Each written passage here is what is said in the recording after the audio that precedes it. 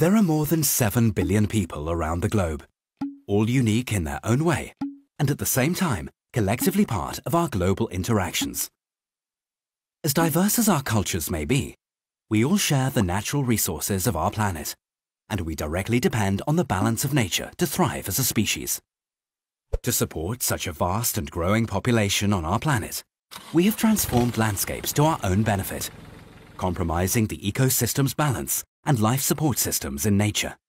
The huge demand for fresh products from urban areas forces farmers around the globe to intensively work the land to yield higher production levels, which eventually require a larger area of arable land and resource intake, such as water and fossil fuels. Livestock in this context represents the major threat from agriculture towards the environment. Livestock, which commonly refers to poultry, cattle, swine, sheep, goats, and other animals, requires the largest input of agricultural efforts and natural resources to be produced. Livestock is one of the main drivers for deforestation in the world, either for grazing or for fodder and feed production. The major forestry impact can be seen in rainforest regions such as the Amazonian jungles, where the landscape is aggressively transformed due to the production of grains and greens for local and overseas livestock production. Livestock requires large amounts of water to be produced. Water is diverted from rivers or taken from underground sources to support herds, either directly for drinking requirements or indirectly for irrigating the fodder production. Livestock has a second severe impact on water as one of the major sources for inland water pollutants. The conventional fodder production increases fertilizers and pesticides in the water systems. Manure management produces high concentrations of nitrates, antibiotics, and hormones. Chemicals from tanneries and other production processes contribute to the high water footprint of livestock products, causing severe environmental damage due to water pollution and high withdrawal rates. Livestock also has a severe impact on the atmosphere of our planet. In the year 2013, it was calculated that livestock produces 5% of carbon dioxide, 44% of methane, and 53% of nitrous oxide of all man-made emissions.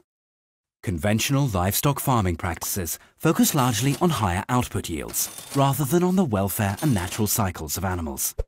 Dairy production, for example, has migrated from farms into industrial facilities, where animals are no longer allowed to graze on the open fields and are fed with crops from overseas.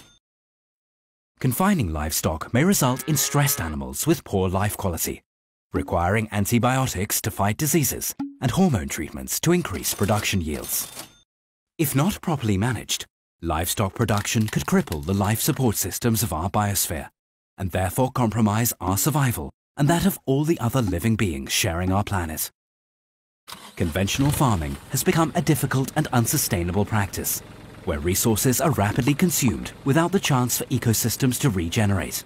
However, alternative practices with a focus on the natural cycles of specific local environments may present a sustainable solution. Free-range grazing practices can be improved with holistically planned grazing scheduling, where natural migration patterns of animals are mimicked, allowing natural cycles to restore the grazed areas. Further improvement can be achieved if the topography, biodiversity, hydrology, and vegetation of the local conditions are studied. This creates a different approach, where land is given a specific purpose within a multi-purpose productivity plan. Planning for such an approach takes considerable efforts, combining agroforestry, water erosion control, terracing, and holistic grazing, along with a deep understanding of ecosystem functionality and productivity. Switching our production paradigms from a single product perspective into a holistic ecosystem managing scheme could potentially restore our damaged soils, reactivate water cycles, increase farming productivity, and promote a sustainable approach for rural development. A collective effort is required to take a stand against the deterioration of our soils and ecosystems.